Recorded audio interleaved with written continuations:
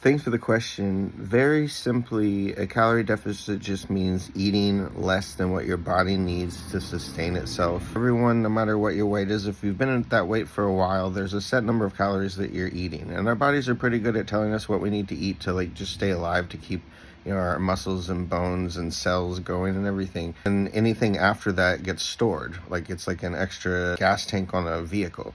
And anything that overflows from the main tank, which is everything to just sustain us as we are, once we get past that, anything extra is stored in our extra tank, which we store as fat. So in order to get to that, we have to run the main tank empty, basically. So you eat less than what your body needs to sustain itself in its current state. And when you do that, it taps into that storage tank, and that's where fat burning happens. Bodies are really good at it. That's why we have it, so that we can survive in case food runs out. What I suggest is making a very small calorie deficit. You don't want a very large calorie deficit where you're barely eating, because your body can tap not only into fat for stored energy, but also muscle and bone. Especially as you get older, you don't want to have fractures or breaks or anything like that, and you don't want to lose muscle mass either, because that will make you less mobile as you get older as well, and less overall physically healthy. So by doing just a small calorie deficit, you are losing mostly fat. If you do any kind of strength training, pushing yourself just a little bit, then you won't lose muscle, as long as you keep your protein up, which is why I always say to try to keep the right amount of protein. And if you're wondering what the right amount of protein is, the estimate would be whatever your goal body weight is. So if your goal weight is 130 pounds, 0.8 to 1 if you're wanting to preserve the muscle and build muscle. But anywhere as low as 0.6 really is not going to be too bad. That's pretty good. So if you're 130 goal, it would be anywhere from 80 to 130 would be really good. Just try to kind of get your protein up, your fiber up, while keeping your calories slightly lower, and you will lose that fat. You'll feel better. You'll maintain your strength, your mobility,